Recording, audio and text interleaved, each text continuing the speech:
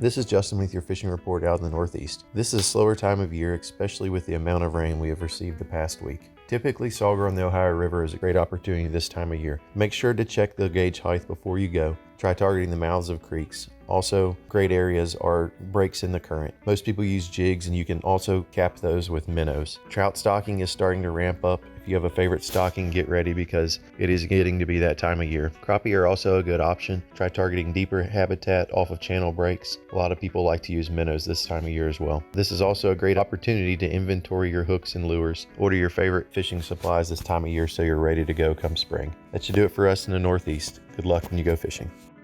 This is Marcy Anderson with the Fishing Report for Southeast Kentucky. Water temperatures have been running in the mid-40s on area lakes, and heavy rains early in the week have made upper lake areas murky. The black bass bite has been slow this winter, but we are hearing some good reports on smallmouth. The winter months are always a great time to target smallmouth bass on large reservoirs like Dale Hollow, Laurel River Lake, and Lake Cumberland. Fishing jigs, swim baits, and live baits on main lake points, submerged islands, and shallow pockets on the main lake areas are some good options to try. On Lake Cumberland, striped bass have been hit or miss. Target the upper half of the major tributaries on the lake and drift small shad and alewives, as well as try casting dollflies or grubs. On the Cumberland tailwater, we are starting to see the sauger and walleye bite increase. Try fishing jigs and minnows to target them. Trout fishing is also good this time of the year on the tailwater, and we have seen some good reports of nice trout being caught. Spinners and small crankbaits are some good options to try. The generation schedule has been variable as of late, so use extra care when fishing on the tailwater. Check the generation schedule before you go, and always wear your life jacket. Thanks to everyone who dropped off Christmas trees this year. Trees will be placed in Laurel River Lake, Cedar Creek Lake, and Lake Cumberland to create some new fish habitat areas.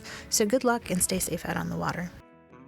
This is Jeremy Shiflett with a fishing update for the Northwest. We are in for wide swings in weather and water this week. Warmer temps and heavy rain on Monday give way to 30s and flurries Wednesday and Thursday, and back to the 40s with rain forecast this weekend. Both rough and no land, we're holding right at winter pool, but expect the water to jump several feet by the weekend. In some cases, that could be a 10 to 12 foot increase. The lakes will be muddy to stained in the low 40s, and will potentially have some floating debris, so be careful while on the water. At both lakes, crappie fishing has been decent. Anglers are catching several keepers, mostly 9 to 10 inch fish with a few larger ones mixed in, and they have been weeding through a bunch of short fish and haven't been catching as many full limits recently. The fish have been relatively shallow, with a lot being caught 2 to 8 feet deep right off the bank.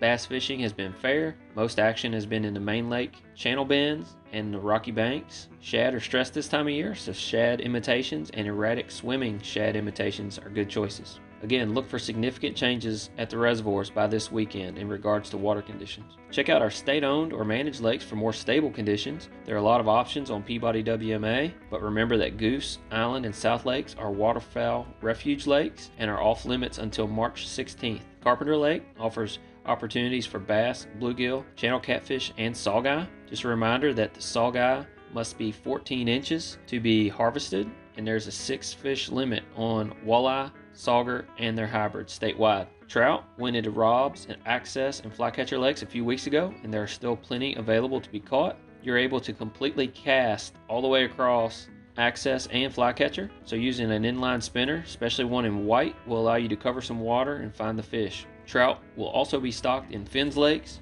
Morton's Lake, and Sandy Watkins Park next week.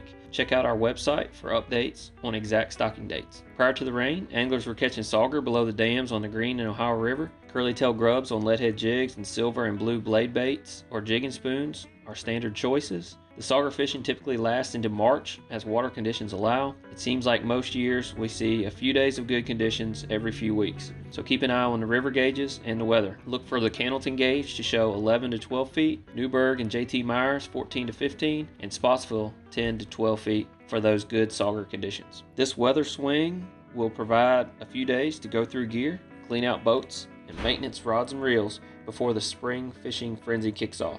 Good luck and be safe.